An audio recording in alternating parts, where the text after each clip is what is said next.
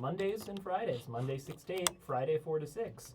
The cool thing about Blender is you can even do 2D animation in it. Yeah, and it's great because you can sign up for all these lessons and stuff at MCAT.org, or you can just drop in anytime our lessons start. We have our podcast lessons that are happening on Tuesday at 6 p.m. Just to get familiar with our podcast room, you might have seen us on Instagram or Facebook just kind of boasting about these kinds of things. We've been posting on social media a little bit more actively lately.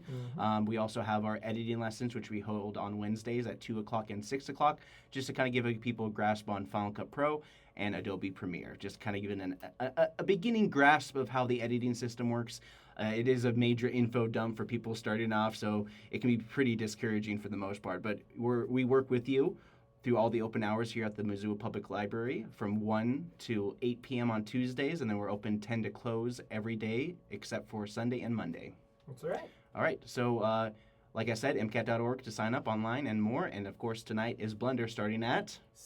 Tonight at 6. Yep. I saw some people already sign up online for your Blender class for Friday, so somebody is taking advantage of those as well. And you can take advantage of all those services and more. Over the weekend we had the Kyoko powwow that MCAT covered. We haven't covered it in, forever, and I believe that I don't think we've ever really covered the powwow. My first one going to that. Yeah. At all. I've been to smaller powwows, but this one's insane. Yeah. The last powwow I covered was when they hosted it at Sentinel High School. It wasn't the Kyoko powwow, but it was a powwow that happened at Sentinel. Great turnout. A great turnout. I was at the tail end of it because I was the last day of the last couple hours just to wrap everything up. I didn't see any of you guys in the transitional handshake because there's just too many spots to choose from when it comes to filming the event. So you guys can expect it on MCAT's YouTube page soon. Yeah, what angle did you get it from, Scott? I just got center court kind of thing. Yeah, kind of which that side of the... I got it on the, I want to say the west side, the one that's closest to the entryway. Oh, okay, yeah. I got it on the east side, closer to the box. Yeah. I mean, you could get a lot of great footage here and there. Oh, yeah. There are a lot of dancing, and a lot of the songs last as long as you can, so you always get a couple sweeping shots of close-ups, seeing the beautiful designs, the headdresses, and all that stuff. Great designs. And then just hearing them going up and down the stairs when they're not performing, you can hear the beads just crash into each other and that kind of stuff, if I'm using the words correctly. But yeah. Yeah, a ton of performers. Yeah, a lot of performers. Yeah. So let's talk about something fun. Smiling Friends. Smiling Friends wrapped up last week. Last 2 episodes dropped at pretty much the same time. You guys can enjoy that as well. It's essentially, if you don't know what Smiling Friends are, do you want to give them a synopsis? Yeah, okay.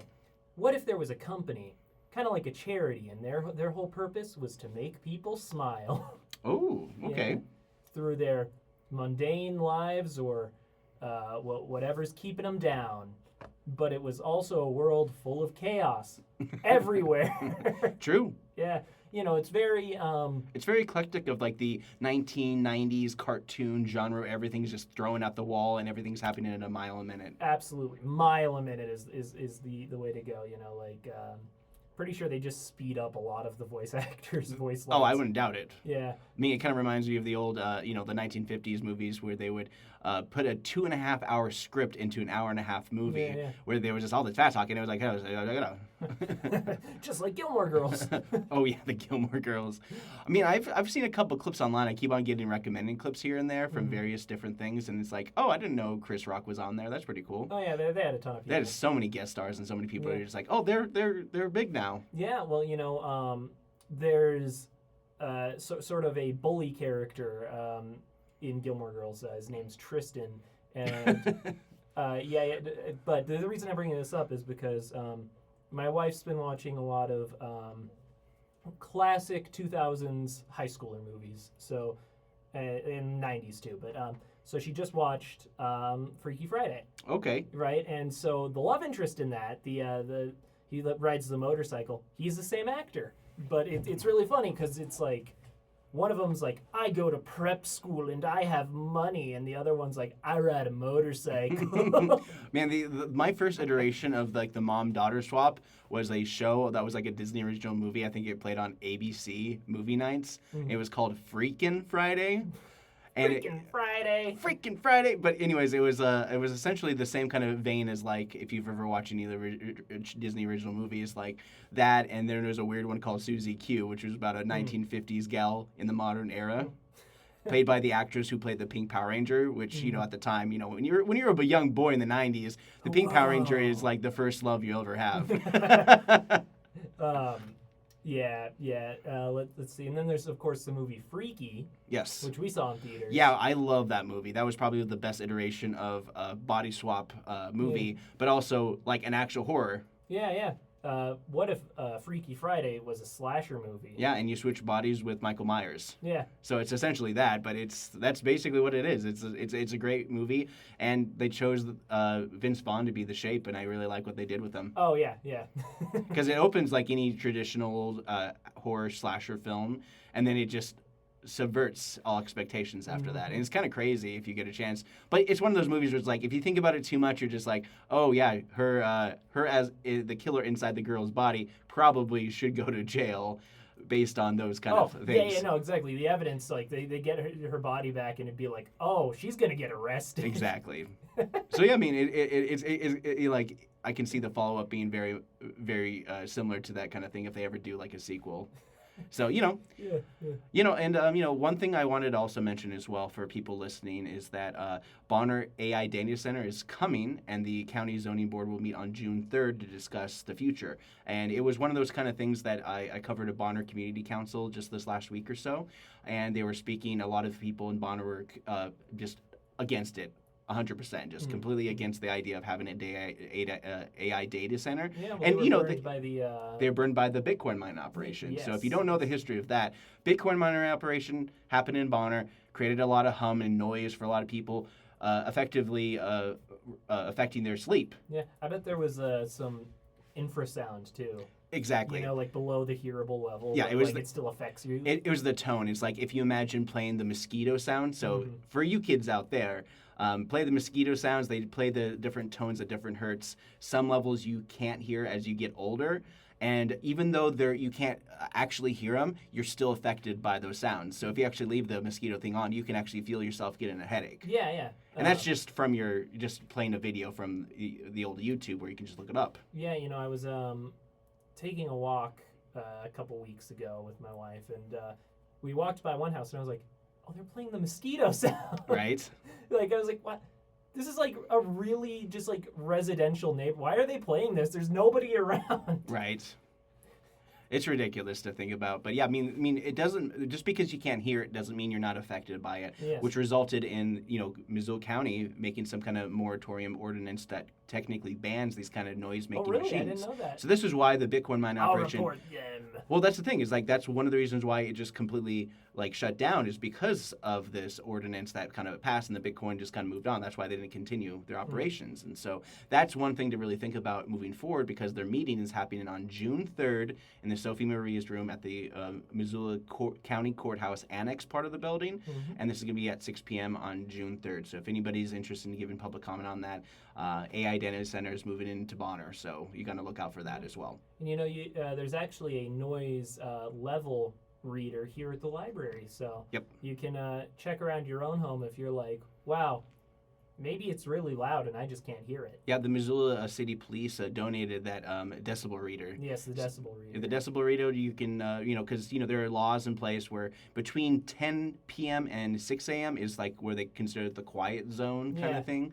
But during the day, it's a little bit more different, because you can't as easily complain about somebody mowing their lawn at 6 in the morning because it's too loud. But it's also like daytime, so I do feel bad for the graveyard shifters out there for sure. Oh, yeah. But they're it's noon 30. Some of us are trying to sleep. Exactly. All right, which also brings me to AI in general. I had a young Kincaid make us an anime opening for Banana Man using Sana.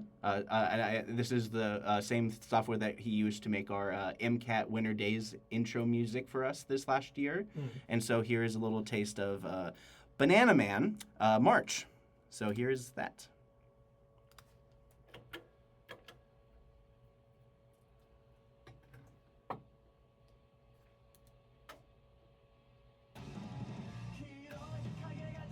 Okay. It's so ridiculous. It is pretty ridiculous. I mean, the fact that they're prompted almost instantly, I literally prompted him, and like 5 minutes later, he just sent this to me. Oh, AI music. I mean, it's kind of insane how good it is.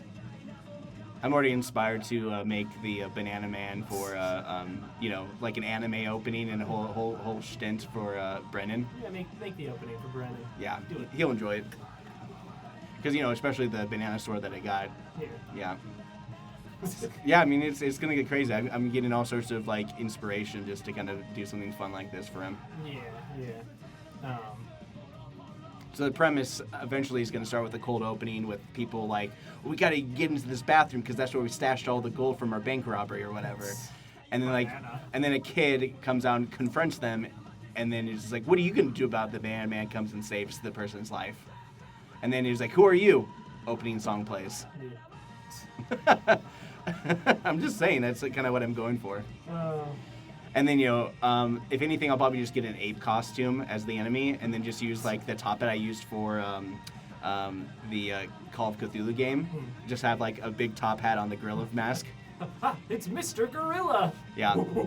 And I'll do what they did with, Sir Gorilla. no, like, from that one anime, that one show that's on Netflix, with Dante, Devil May Cry. The rabbit guy with the rabbit head. He's just a guy. I haven't watched Devil May Cry. You should watch it. It's really good. It's super hokey 90s action anime tropes, but there's some really good parts of it for sure it's because the game is kind of cheesy already, but the show, it's like you can't really go down from there. It's kind of just all great. I would say it probably follows in the vein of as good, if not a little bit better than Splinter Cell.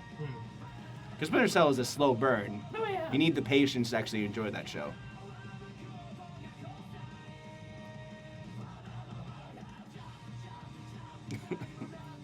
It's crazy how good this is.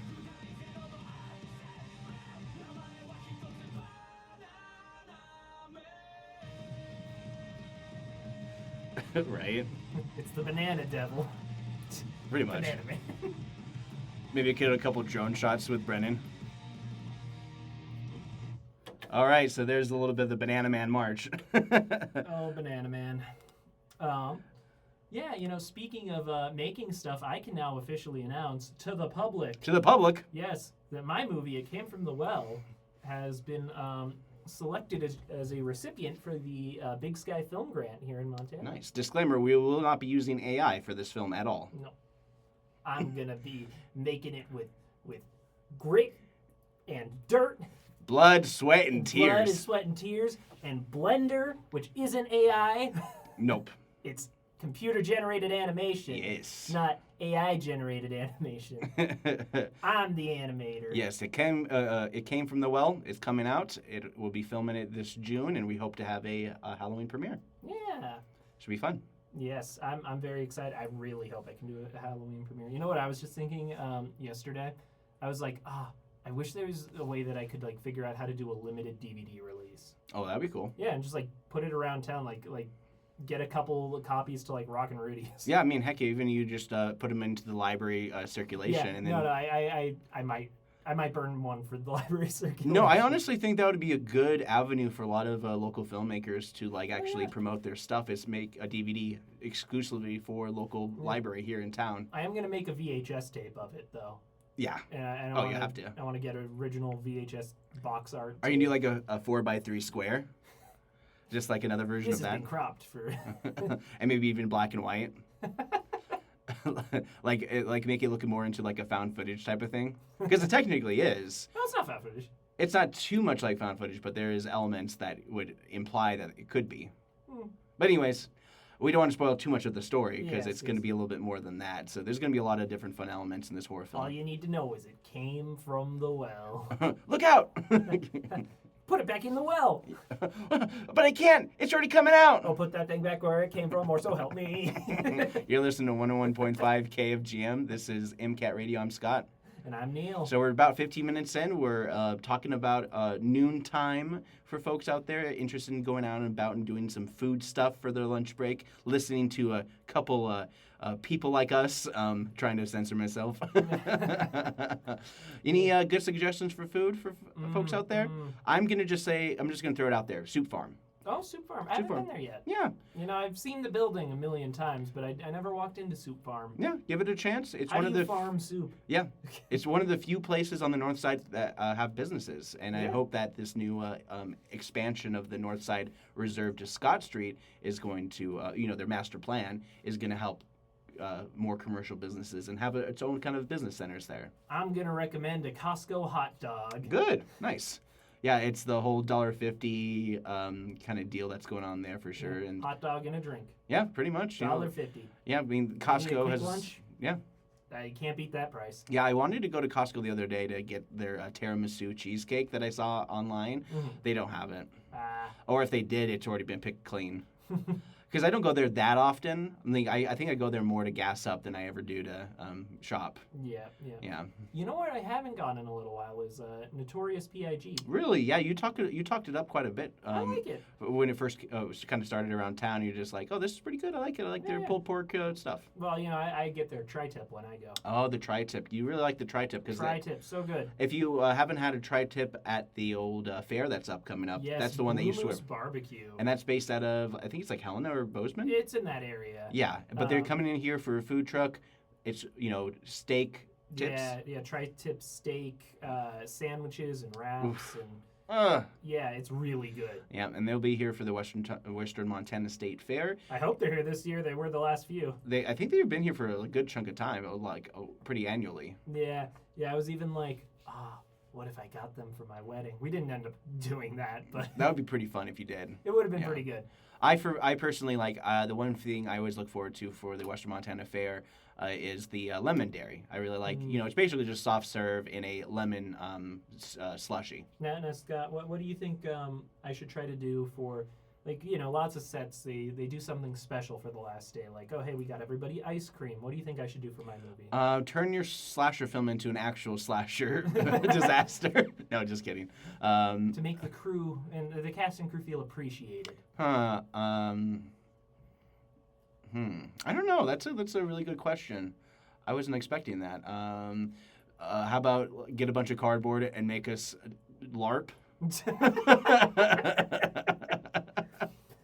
I don't know. I that's the first thing that came to mind was a nature guy, and he has this whole armor full of cardboard. It's like, why don't we just all dress up in cardboard and hit each other? We really should get Riddick in for a high quality nature guy. Yes. Yeah, we do have to do that, and I know that because one of our old kids, Ben, he really wants to make a nature guy feature film of some kind. Oh yeah. So it's something that he really wants to be part of, and I keep telling him, is like, hey, I'll help you as much as I can. Yeah. Well, maybe he's taking a screenwriting class. I don't know. That'd be good. He's going to MSU doing the whole filmmaker kind of route for sure, and I'm really proud of what he's been able to do and a lot of the stuff he's done. Yeah. I really like a lot of his content overall, and heck, even Kincaid is doing such a great job just working on all these productions, even going up as far to Hamilton to see a former employee of MCAT, Christian Ackerman, with Fast Coast Productions. So if you get a chance, Fast Coast Productions is a great fun-loving production company that builds movies out of Hamilton. Yeah, he's got classics like GR. Yep. Or Space Lock. Or Carpenter, or Terror Vortex. Yep, and then you were in that one. Terror Vortex, yes. Sharktana is the newest one. Mm-hmm. It's basically sharks on the slopes of during the winter. Yeah. What if sharks were on a mountain? Exactly. It's never been done before. Hey, parallel thinking happens all the time. You listen to 101.5. Yeah. I'm Radio Man. I must go against Podcast Bro. Hey guys, I just wanted to tell you, just the Podcast Bro just kind of talks about, it's like, psilocybin. It's like, what Podcast Bro doesn't DMT? Exactly. What Podcast Bro doesn't talk about that kind of stuff. It's not even great. And like Radio Guys was like, you listening to the radio. Oh yeah. Basically sounds like a Krang from the Ninja Turtles. Shredder, we gotta kill it. Now he just sound more like RFK. Well, you're forgetting like the obnoxious soundboard where it's like, you're listening to 101.5. Wee. Air horn. Womp womp. Oh no. Pretty much. Yeah. Oh yeah. We should do an episode where we just have like an obnoxious zoo FM styled like like all the zoo channels. They've got the soundboard that that just plays random sounds. Excuse me. So, we should load it up so that we don't know what any of the sounds are, so we just hit random ones. Pretty much, yeah. Let's do it. Yeah, let's do it. All right, before I'm going to throw it over to some clips from MCAT. So these are the programs that are airing on our YouTube page and also on our channel 189 and 190. Whoa. This is from Missoula Health Board for dated April 16th of this year. And they're talking about, community health workers and what they've been doing and some of the updates on some of that as well. So here's that. So our CHW program here is super unique. So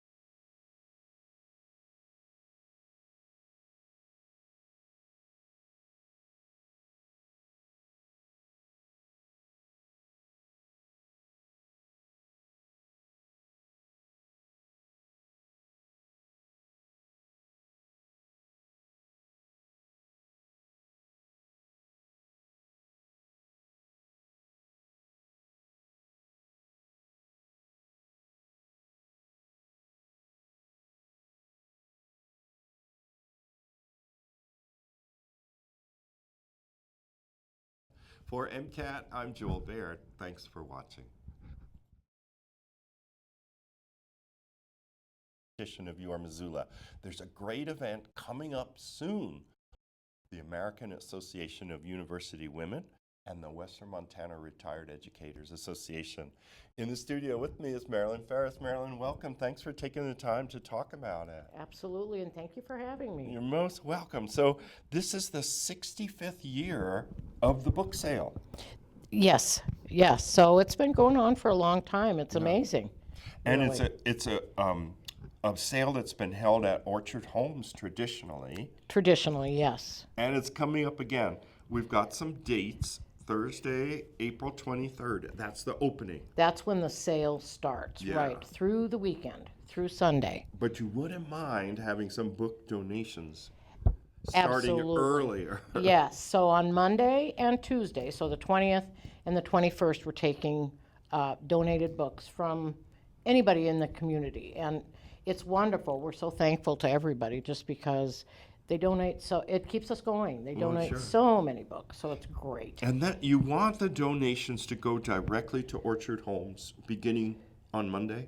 Yes, we have a little tent set up out in the parking lot, and so people can just pull up in the parking lot, and then we'll go through their books, and then before we move them into the building, because it just gets so congested Sure. with people, and so it's kind of worked out good for us, and so we'll be in the parking lot. And the weather's going to be, kind to you on I Monday. think it's supposed to be good, We isn't were it? just talking about the changeable. We've had snow and sun and Right. snow and sun.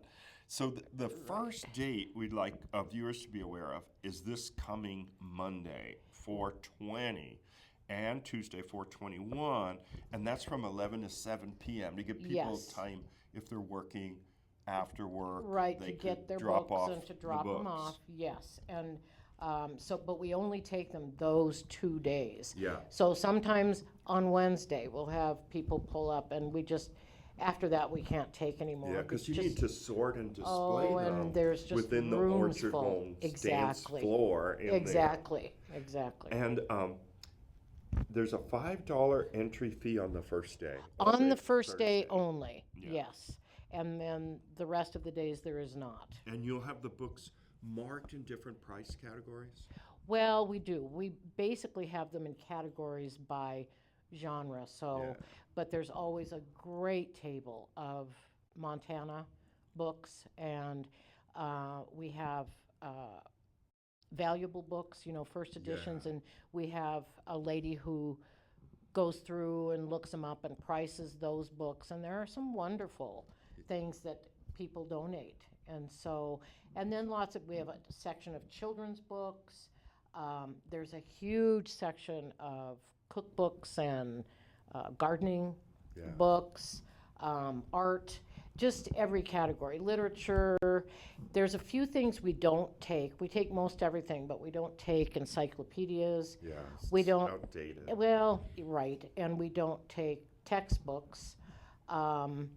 We do sometimes take dictionaries, but, even those are kind of They're getting out becoming of more. fashion. Yeah, they're out of fashion. People like big ones, as a conversation piece. So I want to make sure people know about the benefits of attending the sale, because all the money raised goes to scholarships and educational projects. Right, and so we usually do usually 2 scholarships a year, all depending on how the book sale does, but it usually does well enough to do that. So 2 education students usually get a scholarship, and sometimes they come back and we see them, and it's always been very helpful, and so they're very thankful for that. And then through the teachers organization, we do things for local schools. The one I can remember, the most recent, we bought some risers for Meadow Hill Middle School because their choral teacher didn't have risers. So every time their kids would perform, they were just kind of standing on the floor. They're stuck on each other. Yes, and so that was the most recent one that I can remember. So Oh, that's great. And then if people want to be the last minute scavengers. On Sunday, you have $10 a bag for Yes. the book sale. So the fun day, yes, is on Sunday because you can bring a bag and there's no limit on the size of the bag. Right. So you can just bring a bag and you fill it with everything that's you can find that's left for $10. Yeah.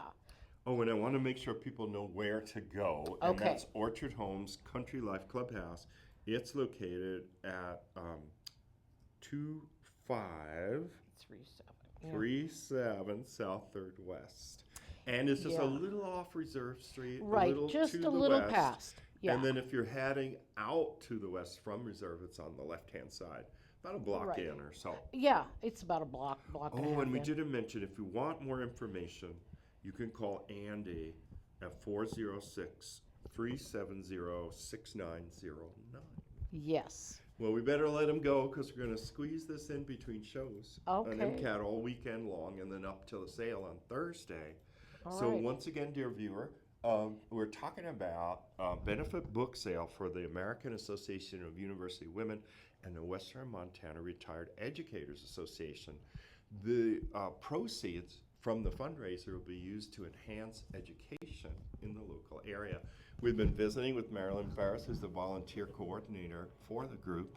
And if you have questions, you can visit them on Facebook. Scott's been showing you that. Or call Andy, 370-6909. For MCAT, I'm Jim. All right, we are back. So the used book sale is happening this weekend, Thursday through Sunday. You know, early birds get to pick early, so you want to get in on that for sure. So, Of course. Yep. Yeah, so I was just on the Missoula subreddit. What's here. going on here in the Missoula subreddit? Well, user Crisscross175 asks, free food banks? Hi friends, I'm a struggling college student, barely getting by, and I was wondering where any free food banks are. There's around town, so I can start having meals again. Thanks. Well, the Missoula Food Bank, Yep.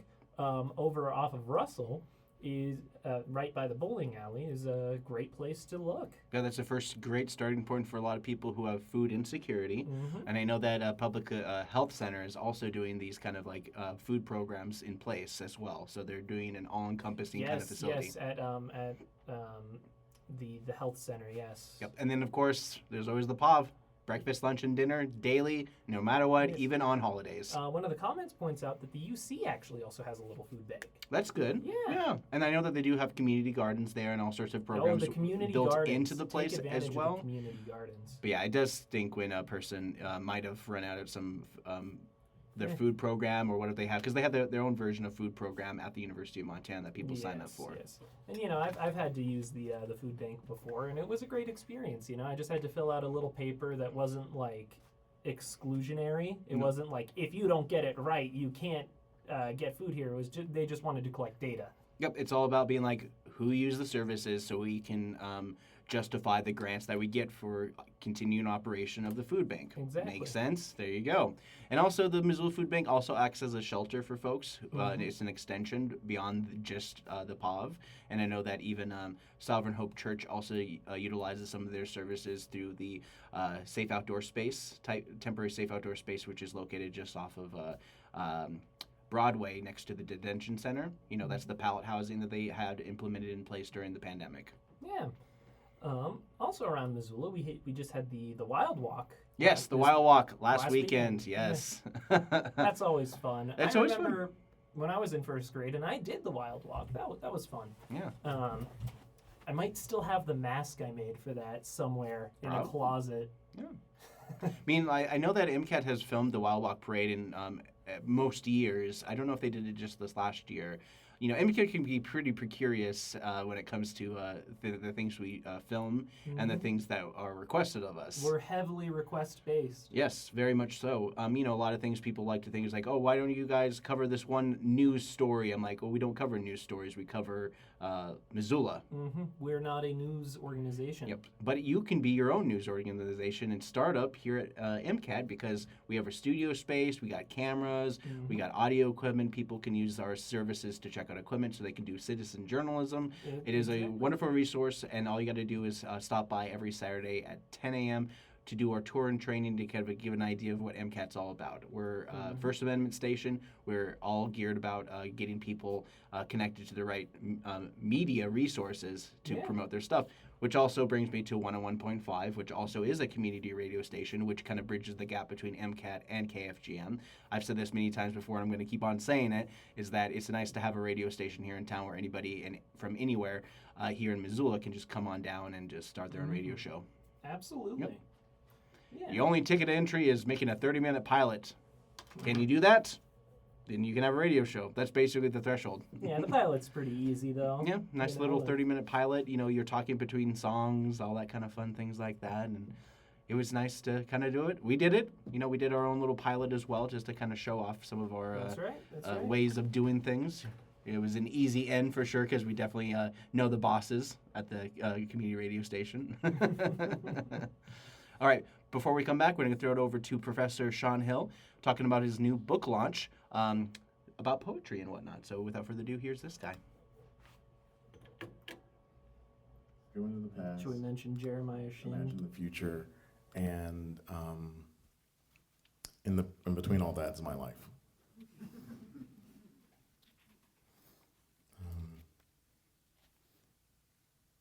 This next poem is me encountering the change of seasons in Fairbanks, Alaska, where I lived from like 2012 to 2017 or 18.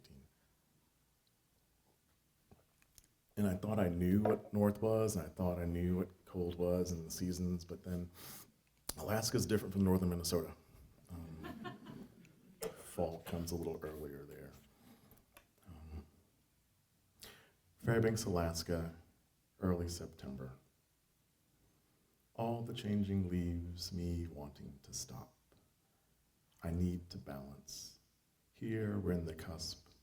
Time more a feeling than a moment. Less measure than act, such as a gasp.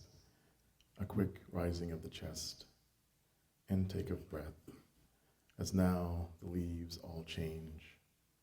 Right now, just here, this evening, on this path, gilded by time, more than a feeling, reminds me of Las Vegas, the gold nuggets' dazzling facade, inviting me to try my luck when I maundered down the strip, and when I'm home visiting, and my brother and I go for a friendly game of pool, and his English and leaves leave me little to do but lose. These leaves, the one ball's color that he wouldn't let me hit, nor any of the others. Such wanting then as now, halting me with these leaves, as they whisper and meander down to the ground. They've changed, and I'm less aghast than astonished. Here, in the thunderclap of this sudden fall, I need to balance, right here, on this gilt path, under these leaves. All the leaves changing, all the changing leaves.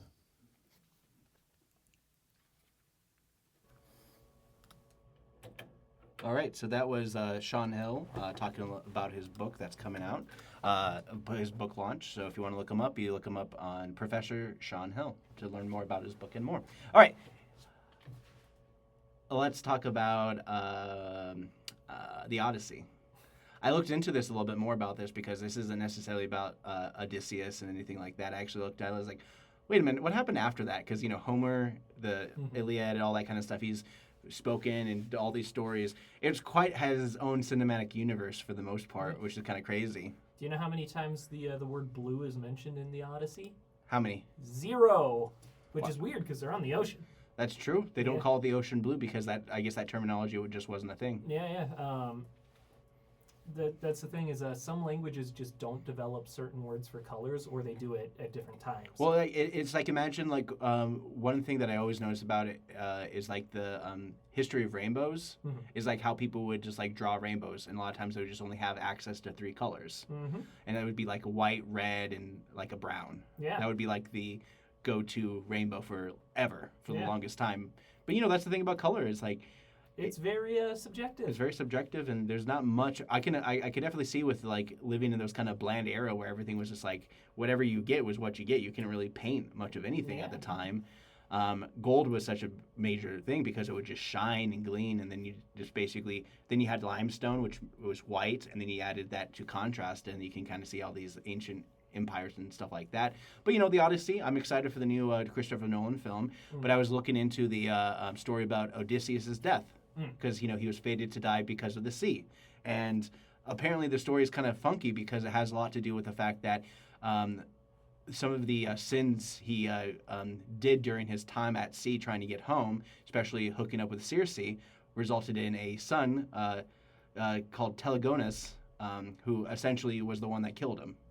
And prophecy, Very Greek. Yeah, very Greek. And prophecy would say that the sea would kill him. So what had happened is that Telegonus was looking for his father Odysseus, because Circe was like, "Hey, your dad is Odysseus. He came here about 10 years ago or so and had you." And then when he grew up, he went to Ithaca to confront him and be like, "Hey, where were you my whole life?" All that kind of stuff. And this was at the same time when the fate was said that his son would be the one that killed him. But he sent his other son, the one that that the not Telegonus, but Telemachus, who would be the one that he would kill all those male suitors at the end of the Odyssey. Right. Spoiler, but everyone should know it. But that's also very Greek. But the biggest thing that kind of happened from it was the fact that it would be the sea that killed him, but their fight was on land. But what had happened is that Telegonus had a stingray barb fixated at the end of his spear. Okay. And that's what ended Odysseus. Okay. So it's kind of crazy to kind of think about those. That's a stretch. It's a pretty big stretch for sure. Like exactly, it's like fate. It's like you're gonna stub your toe. I'm like, oh yeah, probably at some point. But yeah, it's just one of those things that you don't really think about because we only know the Odyssey, but we always forget all those other stories that kind of built around it. Because I know that Telemachus, his son, spent a good considerable part of his life actually physically searching for his dad and had his own adventures along the way. So Scott, my birthday's coming up, and I'm thinking of what should I do for that? Do you think I should rent out Currents? Rent out their party room? The party room's tiny, dude. It's so It would small. also be really funny for like other people just like trying to swim and they look into the party room and it's just full of adults. I want my present now. Pretty much. Do you actually want to have a gathering for your birthday? I might do a barbecue. Yeah, that'd be cool. Yeah. I don't know what I'm gonna do. Yeah. Maybe I'll do something. Maybe I'll decide I don't want to do nothing. Yeah, I do that all the time. Yeah. And this I do like cake though. Yeah, cake is fun though. It's like cake and I like company. Yeah. Yeah. Yeah, and I do like if anybody's ever had that tuxedo cake from Costco, ugh, it's so good. It's like just chocolate on chocolate on chocolate. I do like chocolate cake. Yeah, so maybe I'll bring that for you. It's kind of like, it kind of reminds me of a Yule log, but it's like a square. It's basically like a giant chocolate Lego brick without the studs. It's the Yule cube. Pretty much the Yule cube. They called it tuxedo cake, and I was like, I've had it, and I was like, this is pretty good. But then I hear that if you don't have it within the first couple days, it'll just go bad way too fast. That's a lot of things, like a lot of things from the Costco bakery. That's true. Yeah, like you got to eat the Costco stuff quick. Yeah. So like. If it's not frozen from Costco and it's not a dry good, you should probably eat it quick. Yeah, I mean, the one thing that, this is something from my mom because she used to really love the chocolate muffins. Oh, I love the muffins. But the chocolate muffins had the worst calories. Oh, I bet.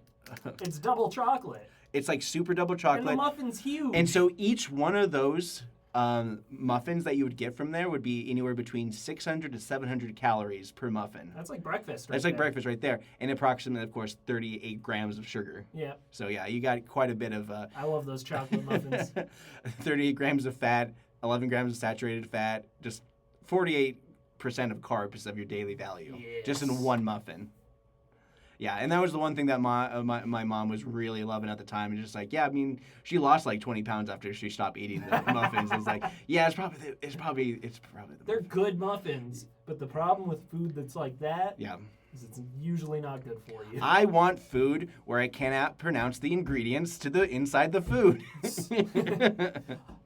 I want more preservatives, more preservatives, more preservatives. if any of my food is not in the freezer section where the sodium is 4 times more potent than the ones in the cooler section, then I ain't buying it. Speaking of which, I got their 5 cheesy bread from Costco the other day. Ooh. Yeah, they make it like But what's the sodium content on that? it's so big, so much.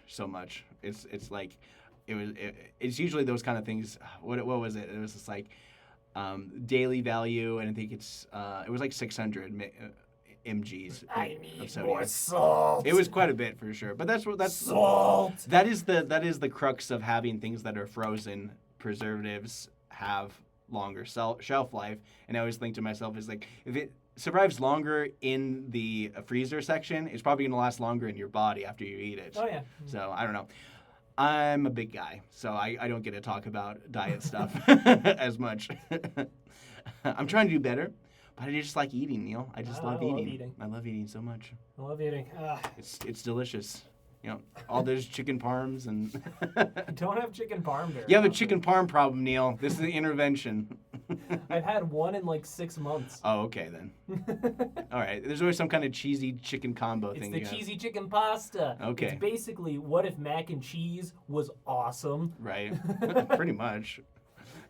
You can just get mac and cheese and put a little salt and pepper on it. Not as good. Okay. No. Okay. Oh, No. good call. All right. We're going to throw it over to the Montana Science Fair award ceremony with Dr. Bruce Bowler. Gotta take this real quick. One of the cool things about this place is we actually have 2 people who were Nobel laureates who have an affiliation with the University of Montana. One of them goes back a long way, Harold Urey. And if you come here to the University of Montana, one of the big lecture halls that you're going to have lectures in is named after him. He actually got his bachelor's degree in zoology way back in that should say 1917 at the University of Montana. And he went on to be an instructor of chemistry, and he actually won the Nobel Prize in Chemistry in 1934 for discovering a heavy form of hydrogen. And then more recently, Steve Running, who was a professor here in the Franke College for Forestry and Conservation, shared the Nobel Peace Prize for his work on the Intergovernmental Panel on Climate Change. He was a Regents Professor of Ecology, and he, for many years, directed a research center that looked at the effects of climate on vegetation around the globe using satellites. Whoops, wrong way. And we have many, many excellent faculty here at the University of Montana and programs. One of our really fabulous programs, and I saw a lot of people who had posters on things relevant to wildlife biology here today, is we have the #1 program in wildlife biology here at the University of Montana. And it's actually a joint program between 2 colleges, the College of Science, which I'm heading up this year, and the Franke College of Forestry and Conservation. And we also have one of the highest honors you can get in science in the United States is to become a member of the National Academy of Sciences, and we have 2 faculty members here at the University of Montana who have achieved that. Doug Emland, who I imagine I keep hearing his name come up when I talk to people today, so I'm sure many of you may have run into him, and Jim Elser, who runs the Flathead Biological Station, which is up in the Mission Valley. And so these are really superb scientists here at the University of Montana. We are also, for the last probably 5 or 6 years, we have been a Carnegie R1 research-intensive university. That means that in terms of the research opportunities at the University of Montana, we are among the top 1% in the nation. This is a fabulous place to do science here in Montana, and it's also, a really a great environment where you get to meet the faculty and work with them in labs if you come here to do your undergraduate studies eventually. And we All right, so there's a little taste. The UM Science Department is definitely one of the more flagship parts of the University of Montana, outside of the athletics, of course. For anybody interested in the science and life science and stuff like that, they always do these fun events. They even have those extensions to help with Spectrum Discovery Center. Spectrum is another partner here in the Missoula Public Library that helps bolster science for kids. Mm-hmm. Yep, STEM, STEAM, whatever you call it, all that kind of stuff. A lot of great programs put into place during the Obama administrations to help get kids interested in math, science, engineering, and science. Yeah. And then, of course, we've also got Makerspace here in the library. Makerspace. Which is also a good extension of those STEM skills. Exactly. You can go in there and you can sew up. They have a patch-up workshop for people who want to learn how to sew, or at least get some help sewing up some of their old patchwork stuff. You know what? I should do that because I've actually been meaning to learn to use a sewing machine. Yeah, they're great to use, and once you kind of get a feel for them, it just works out. Because that's the whole point of sewing machines is it kind of made it obsolete for basic sewing, because some people have some really good skills when it comes to sewing and stitching. Yeah. Well, I mean, we have a parent that comes here every Saturday that does some great knitting and crocheting and stuff like that. Well, and you still need to hand sew some things like buttons. Yes. Yeah. That's another, that's a skill for sure. Yeah.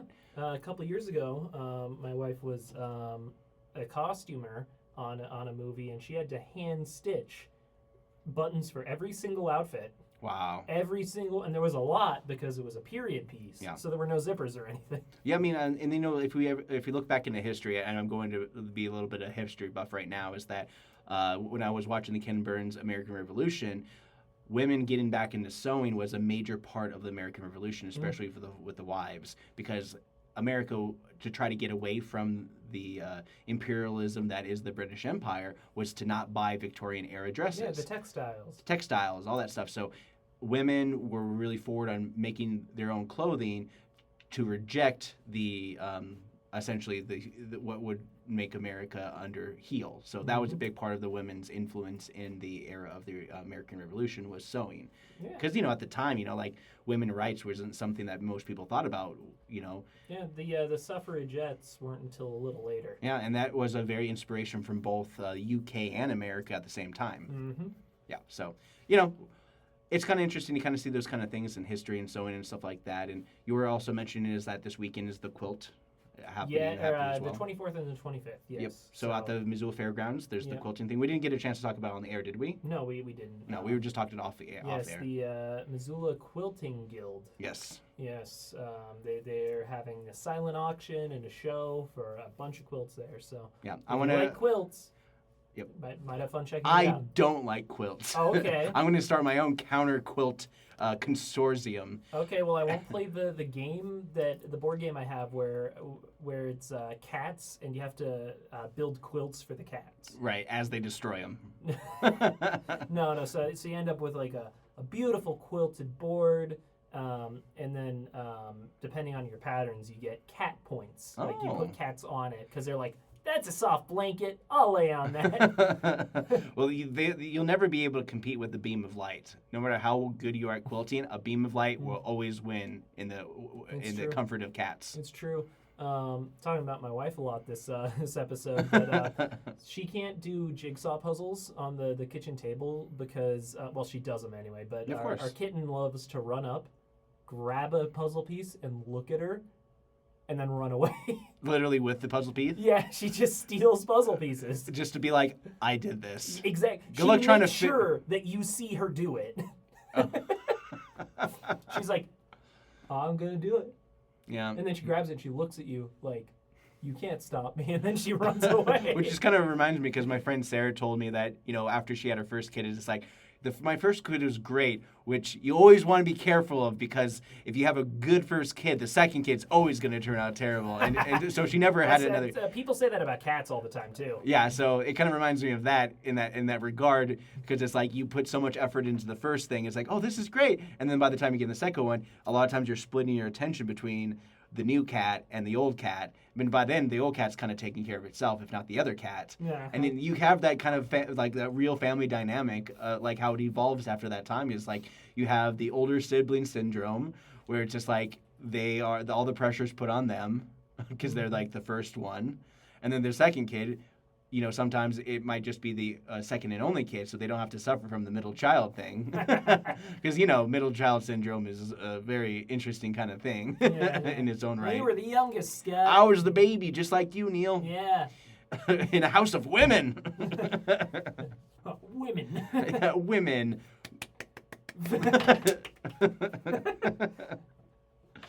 I got nothing more to say about that, except for trauma, but regardless of that. Yeah, we're getting pretty close to the end of the show, and I did want to basically throw another music at you guys. Whoa, music. Yeah, so this is another Banana Man AI-generated song. Ah. Oh, I know, AI, right? Evil. So here is the Banana Man closing, and we're going to close out for you guys. You're listening to 101.5 MCAT Radio. I'm Scott. And I'm Neil. Take care, and talk to you later.